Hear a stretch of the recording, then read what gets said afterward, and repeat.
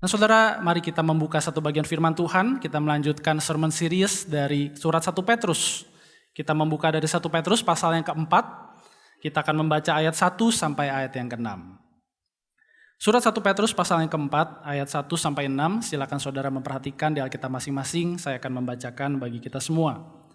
Demikian firman Tuhan. Jadi, karena Kristus telah menderita penderitaan badani, kamu pun harus juga mempersenjatai dirimu dengan pikiran yang demikian. Karena barang siapa telah menderita penderitaan badani, ia telah berhenti berbuat dosa. Supaya waktu yang sisa jangan kamu pergunakan menurut keinginan manusia, tetapi menurut kehendak Allah. Sebab telah cukup banyak waktu kamu pergunakan untuk melakukan kehendak orang-orang yang tidak mengenal Allah.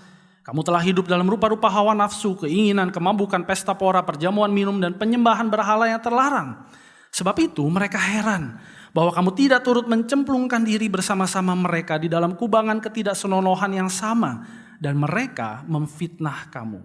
Tetapi mereka harus memberi pertanggungan jawab kepada Dia yang telah siap sedia menghakimi orang yang hidup dan yang mati. Itulah sebabnya maka Injil telah diberitakan juga kepada orang-orang mati, supaya mereka sama seperti semua manusia dihakimi secara badani, tetapi oleh roh dapat hidup menurut kehendak Allah. Semakin jauh kita baca firman Tuhan pada hari ini. Nah saudara, kalau kita ditanya pertanyaan, apa sih yang membuat kita bertahan di tengah kehidupan kita, di tengah dunia? Apa yang membuat kita tetap bisa fokus pada tujuan hidup kita? Nah mungkin saudara kita pernah mendengar istilah defense is the best offense. Ya. Bertahan itu adalah opsi yang paling baik untuk kita kembali menyerang. Gitu. Karena mungkin saudara di dalam kehidupan kita sering sekali kita diperhadapkan pada ancaman atau tantangan kehidupan begitu ya, kesulitan, kesusahan, pergumulan, dan membuat kita berpikir bagaimana caranya saya bisa bertahan di dalam kehidupan ini begitu. Dan saudara, kalau kita juga pernah mendengar istilah defense mechanism gitu ya, mekanisme bertahan di dalam kehidupan, maka mungkin kita sering mendengar denial ya, penyangkalan, berbagai mode defense mechanism. Salah satunya adalah denial. Ini mungkin paling sering kita pergunakan begitu ya. Jadi kalau ditantang, kamu begini ya? Enggak, aku enggak begitu ya. Menyangkal padahal sebenarnya saya begitu ya. Atau mungkin juga yang kedua ada mode bertahan lain adalah repression. Jadi kalau kita dituduh, kita diancam, kita repress semua ke dalam, tapi tinggal tunggu kapan waktunya meledak gitu ya, menjadi bom waktu. Atau mungkin yang ketiga ada pelimpahan emosi, yang keempat bisa ada rasionalisasi masalah, sampai yang kelima dan keenam mungkin ada positivisme atau mungkin humor, mentertawakan tantangan ancaman yang ada di tengah-tengah kehidupan kita. Dan saudara mungkin kalau kita bisa sebutkan lagi ada banyak lagi macam defense mechanism. Kalau kita mungkin menganut prinsip defense is the best offense di dalam kehidupan kita begitu ya. Nah tapi saudara bagaimana jika apa yang membuat kita bertahan di dalam kehidupan ini, our defense mechanism itu ya adalah penderitaan. Saudara mungkin ini kalimat yang terasa aneh sekalipun kita merasa ya saya orang Kristen, saya tahu Tuhan, saya pun menderita. Tapi ketika kita diperhadapkan dengan realita dunia ini, dengan berbagai ketidakpastian, ada ancaman, ada tantangan dunia, mungkin sampai nyawa kita juga terancam gitu ya. Maka ketika berpikir, waduh apa yang harus saya lakukan untuk bertahan begitu ya. Rasanya kok penderitaan tidak menjadi opsi pertama kita. Atau mungkin tidak pernah terpikir sama sekali saudara ya. Nah, tapi saudara melalui surat 1 Petrus, kita bisa melihat bagaimana Petrus itu seperti berkali-kali memproposalkan begitu. Kamu harus menderita, kamu harus menderita. Kamu layak untuk menderita sebagai murid Kristus, sebagai gereja Tuhan. Saudara kalau kita melihat sedikit ke belakang begitu ya, beberapa kali Petrus sudah menyebutkan mengenai penderitaan sebagai seorang Kristen. Di pasal 1 ayat yang ke-11, dia menyebutkan penderitaan Kristus sebagai anugerah keselamatan yang sudah dinubuatkan nabi-nabi sejak dahulu kala. Kisah Injil yang dinanti-nantikan oleh seluruh makhluk di dunia. Di pasal 1 juga ayat 18-21 dia menyebutkan lagi penderitaan Kristus sebagai dasar untuk kita hidup kudus di dalam iman dan pengharapan kepada Allah. Di pasal 2 ayat 21-23 penderitaan Kristus lagi dia sebutkan sebagai dasar ketundukan ketundukan kita kepada Allah yang diwujudkan melalui cara hidup yang baik di tengah dunia ini, di tengah masyarakat, di dalam keluarga kita, di dalam pekerjaan kita dan lain sebagainya. Dan di pasal 3 ayat 18 ya, satu bagian persis sebelum bagian yang akan kita bahas. Di sana juga Petrus menyebutkan lagi penderitaan Kristus sebagai dasar bagi gereja untuk menderita sekalipun berbuat baik. Karena inilah kisah Injil yang bergema bahkan sampai ke dunia orang mati. Dan gereja kita patut untuk berbahagia karena hal ini. Nah saudara, dari sini kita bisa melihat bahwa Petrus berusaha menyampaikan penderitaan Kristus yang harus diwujudkan di dalam penderitaan kita sebagai murid Kristus di tengah dunia ini harus menjadi sesuatu yang mendasar. Sesuatu yang fondasional bagi kehidupan kita lintas waktu dan tempat. Apalagi saudara kalau kita melihat konteks kehidupan gereja di mana Petrus bersurat waktu itu. Gereja itu terancam. Nyawa setiap murid Kristus betul-betul terancam. Kita mungkin ingat bagaimana kekejaman Kaisar Nero yang sangat terkenal sampai sekarang begitu ya. Itu mengancam kehidupan mereka begitu rupa. Seakan-akan penderitaan bahkan kematian ada di depan muka mereka. Gak cuma 5 cm tapi mungkin 1 mm begitu ya. Nah saudara, bagaimana menghadapi kondisi seperti ini? Dan Petrus di bagian ini kembali mengungkapkan, ayo kita imitasi penderitaan Kristus. Penderitaan Kristus disebutkan kembali saudara di dalam bagian ini. Dan kalau kita mencoba memulai pembahasan bagian ini dengan bertanya begitu ya, apakah ada yang baik datang dari sebuah penderitaan? Can anything good come out of suffering? Mari kita melihat dan mari kita membahasnya. Saudara, di dalam pasal keempat ini ayat 1-6, saya mencoba membagi 3 bagian firman Tuhan yang akan kita bahas. Pasal 4 ayat 1-3, kemudian pasal 4 ayat yang keempat, dan yang terakhir pasal 4 ayat 5-6. Nah saudara, di dalam bagian pertama, pasal 4 ayat 1-3, di sana Petrus mencoba menjelaskan penderitaan Kristus seperti ini begitu ya. Yang pertama, dia menyebutkan ada penderitaan badani. Penderitaan Kristus bukan sekedar penderitaan yang diangan-angan, cuman fantasi doang. Kita cuman bisa hanya memikirkan atau merenungkan begitu. Tapi ini penderitaan yang betul-betul Kristus alami di dalam tubuhnya. Petrus berusaha menjelaskan bahwa penderitaan badani itu tidak dihindari oleh Tuhan Yesus. Penderitaan badani adalah sebuah kepastian baik bagi Tuhan Yesus maupun juga bagi kita, gereja Tuhan.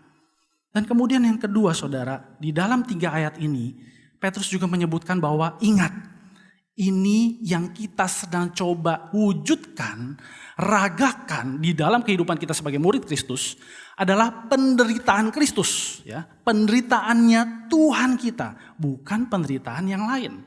Saudara, mungkin kita pernah mendengar ada orang yang menderita, menyiksa diri untuk memurnikan diri, memperbaiki karakter mungkin ya, atau memperbaiki nasib hidup. Dia menyiksa diri begitu rupa supaya pada akhirnya aku bisa mendapatkan kehidupan yang lebih baik. Aku bisa menjadi orang dengan karakter yang lebih baik, mungkin begitu. Dan mungkin juga kita pernah mendengar ada orang-orang yang rela menderita demi naik level secara religius, secara spiritual mungkin. Nah saudara, kita juga pernah mendengar ada orang menderita karena berbuat jahat. Itu sudah pasti. Orang yang berbuat jahat pasti akan menanggung akibatnya. Tapi ketika kita mengingat, mari kita coba mengingat Yesus. Penderitaan yang dia alami. Apakah dia layak untuk itu semua? Dan Petrus berusaha menyampaikan kepada gereja waktu itu dan juga kepada setiap kita. Penderitaan Kristus bukan sebuah penderitaan yang layak untuk dia terima. Dia berbuat baik, dia melayani orang-orang, bahkan sampai dia difitnah, dimusuhi. Tapi dia mengambil seolah-olah menyambut penderitaan itu secara badani. Di dalam tubuh fisiknya, di dalam raganya, melalui raganya, dia menderita semua itu. Cambukan, hinaan, ludahan, ejekan, dia derita semua itu. Nah saudara, Petrus berusaha menyampaikan, ingat juga pada waktu itu, dan bahkan sampai gereja waktu itu ada, penderitaan Yesus, salib, itu bukan sesuatu yang bisa jadi headline di koran begitu ya. Bukan sesuatu yang bisa dibanggakan. Saudara, mari kita coba ingat kembali juga. ketika waktu itu, di konteks waktu itu, salib adalah sebuah hukuman yang tidak hanya memalukan, ya, stripping out seseorang, badan seseorang di depan umum, mempermalukan mereka. Tapi ini juga cara dari pemerintahan waktu itu untuk membuat lucu ambisi seorang pemimpin. Sehingga kalau sampai ada orang yang disalib dengan begitu brutal, begitu mengerikan, dia menderita, kalau sampai masuk di koran waktu itu mungkin ya, tidak akan menjadi headline, saudara. Tapi mungkin ada di bagian obituari, berita kedukaan. Telah disalib dengan begitu mengerikan seorang pemimpin kegerakan. Seperti sebuah berita yang sudah sehari-hari. Berapa banyak orang-orang Romawi menyalibkan orang-orang yang berusaha untuk memberontak atau mereka anggap memberontak kepada pemerintah. Nah saudara, itu bagian juga, salib menjadi bagian dari pemerintah Romawi untuk berkata kepada pemimpin-pemimpin waktu itu, oh kamu mau naik level, kamu mau memberontak, kamu mau menjadi sama dengan kaisar atau mau menggulingkan kaisar. You want to be high and lifted up, ini hadiahnya. Kamu ditinggikan di atas kayu salib. Penderitaan Kristus di atas salib akan selalu memalukan bagi dunia. Tapi saudara, Petrus berusaha untuk memberitahu bahwa ini bukan penderitaan yang sama dengan yang dunia mengerti. Petrus seolah-olah mengajak gereja dan kita waktu itu untuk memikirkan, ingatkah kita ketika Yesus disalib? Apa yang dia katakan? Ketika dia dipermalukan, ketika dia diejek, ketika dia dicambuk, apa sih yang dia katakan? Saudara, ada pengampunan di sana. Ada kasih di sana, ada kebenaran di sana. Dan karena itu saudara, penderitaan Kristus harus kita pahami sebagai sebuah penderitaan yang revolusioner. Saudara, seorang penulis buku sampai mengatakan murid-murid waktu itu ketika mereka mengingat Yesus disalib dan kemudian Yesus bangkit, mereka menamakan itu sebagai hari di mana sebuah revolusi dilakukan. Kenapa? Karena kematian tidak memiliki kata akhir. Kematian Yesus di atas kayu salib tidak berakhir kepada kematian, tetapi berakhir kepada kehidupan bagi orang-orang yang percaya kepada Dia. Dan dengan konsep penderitaan seperti ini, Petrus mengajak kita, ayo kita imitasi. Kita punya pikiran yang sama, kata dia. Bahkan dalam kata-kata lain mungkin kita punya mentalitas yang sama, mentalitas Kristus yang menderita di dalam kehidupan kita. Dan saudara, ini yang berusaha Petrus terus-menerus katakan. Karena dengan mentalitas seperti ini, dengan cara berpikir seperti ini, kita tahu tujuan hidup kita sebagai murid Kristus. Kita tahu bahwa hidup ini bukan soal, seperti orang-orang mungkin di kepercayaan lain. Mereka menderita sedemikian rupa, mereka menaikkan level kerohanian mereka. Tapi ini bukan soal kita yang ditinggikan, tapi Kristus yang ditinggikan melalui penderitaan kita. Di tengah dunia ini sebagai murid Kristus, sebagai gereja secara komunal. Penderitaan bukan sebuah hiasan rohani, saudara. Dan bukan sekedar sebuah sentimen. Oh, Tuhan Yesus menderita, saya juga ikut menderita deh. Tapi ini sebuah peragaan sosial. Social embodiment dari penderitaan Kristus. Dunia ini, orang-orang di sekitar kita, di dalam pekerjaan kita, di dalam studi kita, di dalam keluarga kita, setiap orang di lingkungan sosial kita harus betul-betul melihat ada Kristus yang menderita dari orang ini. Ketika dia melihat mereka, ketika mereka melihat kita sebagai orang Kristen, ya ada Kristus yang menderita melalui kehidupan orang ini.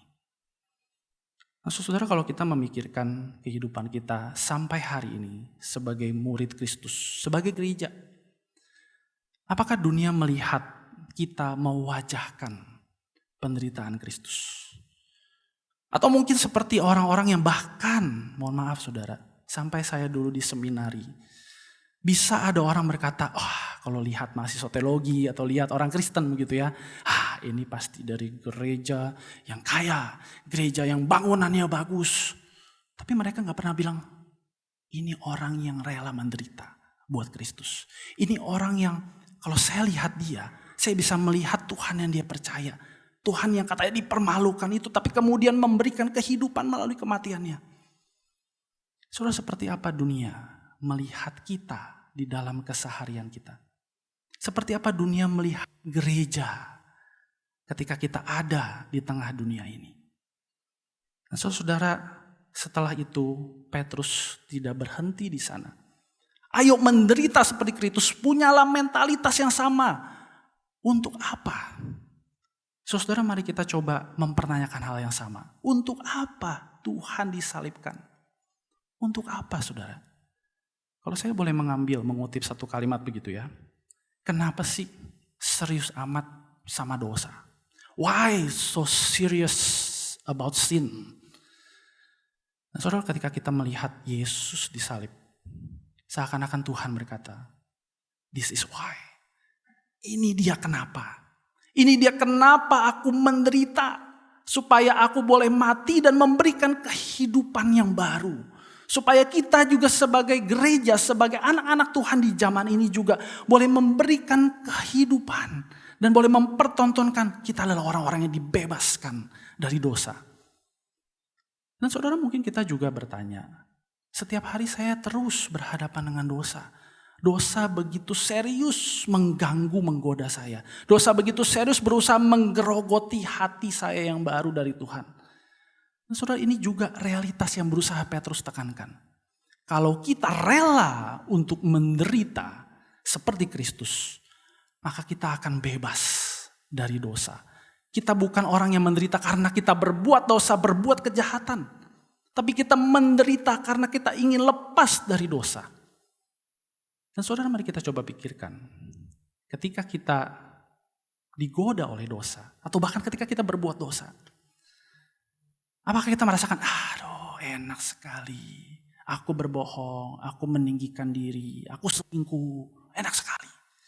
Atau kita merasa, aku harusnya gak bisa begini. Aku kok kayaknya mau dipaksa untuk berbohong, tapi aku gak bisa. Saudara, disitulah penderitaan kita. Ketika kita ingin lepas dari dosa. Dan disitulah Petrus benar-benar mengatakan, kalau kita rela menderita, kita akan bebas dari dosa. Menderitalah saudara, bukan karena orang-orang memaksa kita untuk melakukan apa yang jahat. Tapi karena kita berusaha lepas dari segala kejahatan, dari segala dosa. Seperti Kristus sudah melepaskan kita dari segala dosa. Nah, saudara, Petrus kembali juga memberitahu bahwa tidak hanya bebas dari dosa. Penderitaan Kristus yang kita alami, yang kita peragakan, itu seperti membangun tubuh kita, baik secara personal maupun juga kita sebagai tubuh Kristus bersama-sama. Bagaikan orang yang sedang bodybuilding, saudara ya. Bodybuilding itu kan biasanya, baru hari pertama fitness begitu ya, langsung rasanya badan sakit-sakit semua.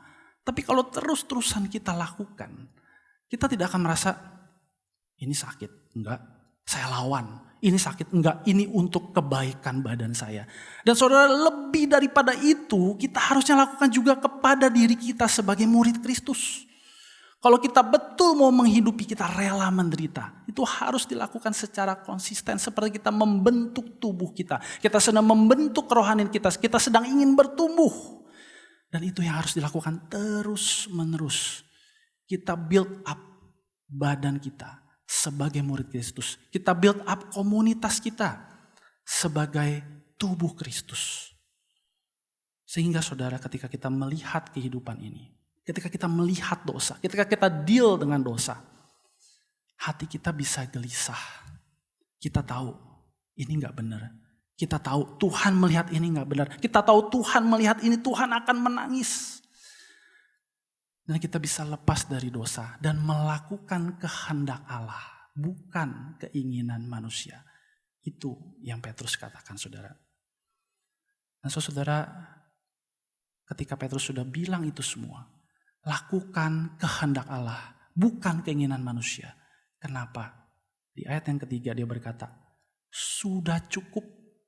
Keinginan-keinginan manusiawi yang engkau dulu hidupi itu sudah cukup, berikan titik kepada semua keinginan dosamu. Karena itu yang dihidupi oleh orang-orang yang tidak percaya kepada Tuhan, kata dia demikian. Tapi saudara, kalau mungkin kita pernah berpikir, hidup saya masih lama ya. Padahal Petrus bilang, hidup yang sisa harus kamu hidupi untuk kehendak Allah. Tapi ketika kita mencoba untuk bermain-main, kita mencoba, apa sih akibatnya ya? Kalau saya sekali-sekali nurutin nih dosa ini. Kalau saya sekali-kali nurutin keinginan orang ini begitu ya. Untuk hati saya, untuk kebahagiaan saya. Supaya saya tidak menderita, sekali-sekali boleh Tuhan ya. Saudara, apa yang kita dapatkan? Saudara, seorang penulis tafsiran dari surat 1 Petrus memberikan contoh begini ya. Saudara, di suatu musim semi ada seekor burung liar.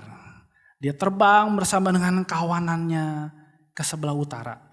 Kemudian ketika dia terbang bersama dengan kawanannya, dia lihat ke bawah. Wah, ada burung-burung di kandang. Burung-burung jinak. Dan kelihatannya hidupnya lebih enak dari saya. Sepertinya hidup di alam liar itu kurang menyenangkan. Saya mau lihat-lihat sedikit kehidupan mereka begitu ya. Saya mau rasa-rasa icip-icip sedikit. Apa sih hidup di kandang jadi burung jinak? 1 hari, 1 bulan, gak terasa saudara, 1 musim sudah berlalu. Seekor burung liar ini hidup di tengah burung-burung jinak dan di tengah kandang yang berlimpah dengan makanan yang enak sekali, tidak perlu dia susah-susah cari. Dan ketika suatu saat teman-temannya terbang lagi di atas dia. Bunyi-bunyi gitu ya, mungkin bunyi burung bagaimana gitu ya. Dia melihat, wah ada teman gua nih. Waduh, aku mesti ikut mereka. Ketika dia mencoba untuk terbang, gak bisa. Dia cuma bisa sampai atap dari lumbung padi, dari kandang-kandang di situ. Dia gak bisa lebih tinggi. Dan akhirnya dia pikir, ya hidupku sepertinya lebih enak di sini. Makanan lebih mudah didapatkan, aku sudah gemuk juga, susah untuk terbang. Kepakan sayapku sudah tidak selincah yang dulu. Ya sudah, aku di sini saja.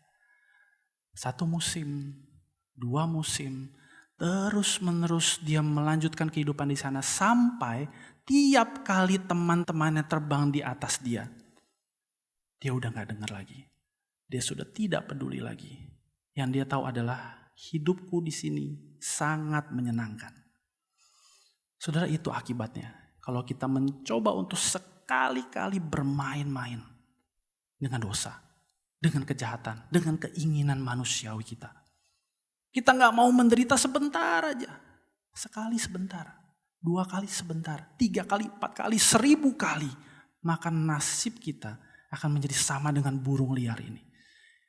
Yang tersisa hanyalah seonggok daging dari makhluk religius yang gemuk dengan keinginan-keinginan manusiawi. Dan Petrus bilang, titik, tinggalkan itu semua. Nah saudara-saudara, Petrus bilang apa? Ada harga yang mesti dibayar. Seperti kita juga sedang membangun tubuh. Tidak hanya bodybuilding stop di sana. Kita juga perlu bayar harga. Mungkin ada diet yang harus kita lakukan. Dan ini spiritual diet yang berusaha Petrus sampaikan saudara. Ada harga yang harus dibayar. Ketika kita tidak mengikuti keinginan dunia, orang-orang akan gile. Kok bisa orang-orang ini begini? Mereka dibuat terheran-heran. Kita gak lagi ikut di kubangan yang sama. Kita gak lagi ikut di jurang yang sama, di lubang yang sama. Tapi saudara jangan pernah harap, kata Petrus, dunia akan menghargai kita. Dunia yang kejam ini dengan segala keinginannya tidak akan pernah menghargai ketika kita menderita seperti Kristus menderita. Dan Petrus katakan yang ada, harga yang harus kita bayar adalah fitnahan. Saudara, mari lihat kehidupanku dan kehidupanmu. Kehidupan kita sebagai gereja. Seberapa besar harga yang pernah atau sedang kita bayar ketika kita melihat saya harus menderita seperti Kristus menderita. Atau ketika kita melihat enggak, hidup saya penuh penghargaan dari dunia. Orang-orang melihat saya selalu positif. Mau saya melakukan dosa kek, mau saya ngapain kek, wah saya selalu dihargai. Saudara, disitulah mungkin kita perlu berhati-hati. Jangan-jangan kita gak pernah bayar harga. Kita gak pernah mau menderita, difitnah, diejek seperti Tuhan menderita. Saudara, hidup seperti ini ada masa depannya gak? Apakah hidup seperti ini tuh ada rewardnya? Baik bagi masa kini maupun juga di masa yang akan datang. Saudara, di bagian terakhir, Pasal 4 ayat 5 sampai 6. Di sana Petrus bilang ada masa depannya. Hidup menderita seperti Kristus, ada masa depannya. Saudara, yang pertama dikatakan, orang-orang yang telah memfitnah kamu, orang-orang yang telah mengejek kamu, mengajak kamu ke kubangan yang sama, balik lagi ke kubangan yang sama, mereka harus mempertanggungjawabkan perbuatan mereka kepada Dia yang telah siap untuk menghakimi baik orang yang hidup dan yang mati. Saudara, penghakiman itu real. Baik bagi kita yang percaya maupun bagi mereka yang akan binasa. Penghakiman Allah tidak pandang bulu. Akan menghampiri setiap manusia, setiap makhluk di muka bumi ini ketika Dia akan datang kembali nanti. Dan orang-orang itu, orang-orang dunia yang telah mengejek kita, memfitnah kita, mereka tidak bisa lari dari sana. Penghakiman itu ada. Dan bukankah setiap minggu, saudara, kita mengimaninya? Dia akan datang kembali untuk menghakimi orang yang hidup dan yang mati. Kita percaya akan itu. Dan tidak berhenti di sana. Yang kedua, saudara, Petrus bilang apa? Setiap penderitaan kita adalah penghiburan. Baik bagi orang-orang yang sudah mendahului kita maupun bagi kita sekarang. Ketika Petrus bilang bahwa karena inilah Injil diberitakan kepada orang-orang yang telah mati, yang telah mendahului kita, orang-orang percaya yang sudah mendahului kita. Ketika mungkin mereka seperti kitab Wahyu katakan, Tuhan berapa lama lagi engkau bersabar dengan dunia ini? Tuhan berapa lama lagi kejahatan kau biarkan? Dan ketika kita di masa kini menderita, itu adalah berita Injil, penghiburan bagi mereka. Mereka bisa melihat gereja Tuhan di masa kini adalah gereja yang menderita karena Kristus. Menderita seperti Kristus. Itulah penghiburan dan menjadi pembenaran bagi kita ketika Tuhan datang kembali. Sebuah hidup yang sekalipun menderita punya pengharapan. Tidak sia-sia, ada masa depannya. Saudara, ketika melihat kehidupan saya sebagai hamba Tuhan, saya berpikir saya nggak luput dari hal-hal seperti ini. Sebagai hamba Tuhan, saya menyadari saya pernah menginginkan kenyamanan dunia ini. Saya ingin hidup nyaman sebagai hamba Tuhan, sesuatu yang aneh ya. Saya ingin pelayanan saya baik-baik saja sebagai hamba Tuhan. Tuhan kalau perlu menderitanya ya sekali-sekali lah menderita kalau lagi Natal, lagi Paskah ya, terlalu sibuk banyak acara atau mungkin lagi ulang tahun gereja atau apa begitu ya. Oh, itu menderita bagi Kristus boleh deh ya. Tetapi sisanya Saudara, ketika saya mengingat hal ini, saya sedih, saudara. Karena saya pernah ada di sana. Saya menginginkan kenyamanan itu. Saya nggak mau menderita lebih banyak bagi Tuhan. Padahal saya pernah berdoa, Tuhan pakai hidup saya peres habis-habisan. Itu doa saya terakhir kali sebelum saya meninggalkan seminari. Tapi di dalam realita saya, ketika saya masuk ke ladang, ternyata saya pernah ada di lubang itu. Saya ingin nyaman, saya nggak mau menderita. Nah saudara, bagaimana dengan kehidupan kita sekalian? Apakah kita pernah berpikir kita nggak mau terlalu banyak menderita? Tapi saudara ingatlah bahwa menderita seperti Kristus itu bagaikan sebuah titik yang tidak bisa kembali. Ini bukan titik akhir dari kehidupan kita. Ketika kita bilang saya mau berkomitmen, saya mau bayar harga, saya tahu menderita seperti Kristus itu punya pengharapan. Itu bukan titik akhir. Tapi ini titik yang tidak bisa kembali lagi. No turning back. No point of return. Gak bisa balik lagi ke kehidupan yang lama. Sudah jadi titik, kata Petrus.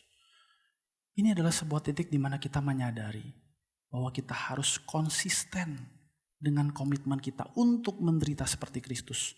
Kita harus konsisten untuk membayar harga semahal apapun. Bahkan itu kalau sampai kita harus menerima segala fitnahan dan ejekan dari dunia ini. Tapi sebuah titik di mana kita juga tahu, kita gak sendiri. Kita ada bersama-sama dengan orang-orang di sebelah kiri kanan kita. Kita ada bersama dengan orang-orang di dalam kelompok kecil kita. kita melakukan panggilan untuk menderita seperti Kristus ini bersama-sama dengan satu tubuh Kristus. Saudara, mari sebagai tubuh Kristus kita sambut, kita embrace penderitaan Kristus. Kita wajahkan, kita ragakan di tengah dunia ini. Kepada dunia yang juga menderita. Dan kiranya penderitaan Kristus yang kita imitasi itu boleh menjadi kabar baik bagi dunia yang menderita. Bagi jiwa-jiwa yang hampa. Bagi hati yang terus mencari keselamatan yang kekal. Penderitaan yang punya pengharapan. Karena kita tahu suatu saat nanti ketika Tuhan datang kembali. Dia menggenapi firman-Nya. Kemah Allah ada bersama-sama dengan kita. Tidak ada lagi air mata, tidak ada lagi maut, tidak ada lagi ratap tangis. Karena Allah yang menderita itu sudah bersama-sama dengan kita selama-lamanya. Mari kita tundukkan kepala di hadapan Tuhan.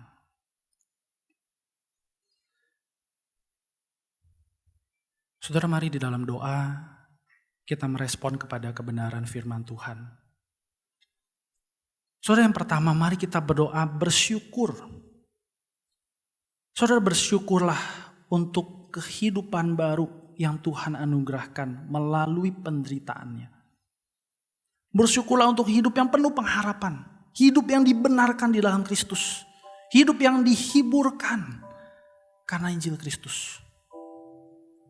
Kalau mungkin selama ini kita kurang berterima kasih sama Tuhan. Untuk kematiannya yang memberikan kehidupan kepada kita. Maka inilah saatnya kita bersyukur kepada Tuhan. Tuhan, terima kasih. Ketika Engkau menderita, ada kehidupan baru di sana.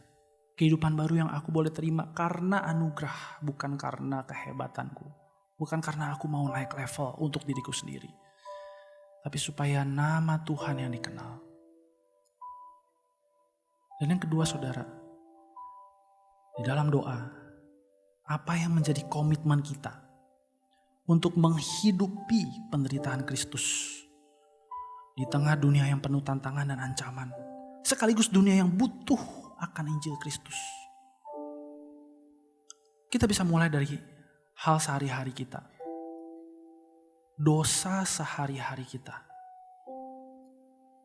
Kita mau menderita, menahan derita, bertahan untuk Kristus. Karena kita mau lepas dari dosa. Dan kita bisa mulai juga ketika kita memperlihatkan kepada dunia. Ketika mereka melihat kita. Mereka tidak melihat ini Misael, ini siapa, bukan. Tapi mereka melihat Yesus yang tersalibkan. Hidup di dalam kehidupanku dan kehidupanmu. Melalui kasih kita. Melalui pengampunan kita, melalui kejujuran hidup kita. Dan di sanalah Injil diberitakan bagi mereka yang sedang mencari, bagi dunia yang mengerang, bagi dunia yang menderita. Mari datang kepada Tuhan di dalam doa. Bersyukurlah dan buatlah komitmen di hadapan Dia.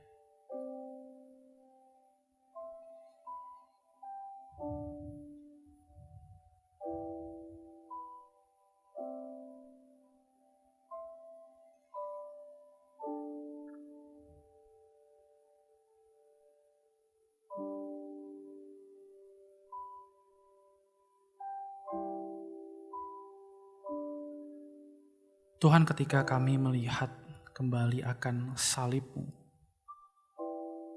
ketika kami mencoba untuk memaknai kembali bagaimana Tuhan menderita bagi kami,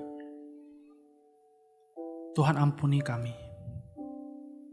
Ketika mungkin hati kami gak peka, hanya perasaan kami yang terbawa sentimen kepada penderitaan-Mu.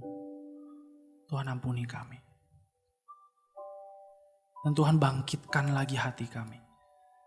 Bangkitkan lagi hati kami untuk boleh mewajahkan penderitaan. Ketika orang-orang dunia ini melihat kami bergulat dengan dosa dan kami boleh dimenangkan oleh kematian-Mu, oleh penderitaan-Mu. Mereka bisa melihat, ya ini dia murid Kristus yang menang karena dosa, bukan karena kehebatannya, tapi karena Kristus yang sudah menderita baginya. Dan Tuhan terus ingatkan kami, penderitaan di masa kini yang kami alami, yang kami wujudkan, itu bukan penderitaan yang sia-sia. Karena kami tahu ada pengharapan yang Kau sediakan. Penderitaan kami tidak pernah sia-sia. Karena Injil-Mu melalui apa yang kami alami, Injil-Mu diberitakan. Dan kami menantikan Tuhan sampai Engkau datang kembali. Dan di sanalah Engkau mendapati kami setia, hamba-hamba yang baik dan setia. Dan kami boleh menikmati kemah Allah yang bersama-sama dengan kami selama-lamanya. Tidak ada lagi derita, tidak ada lagi ratap tangis, tidak ada lagi maut. Karena kami menikmati kehidupan kekal bersama dengan Tuhan selama-lamanya. Terpujilah Engkau ya Tuhan penebus kami. Dalam nama Tuhan Yesus kami berdoa. Amin.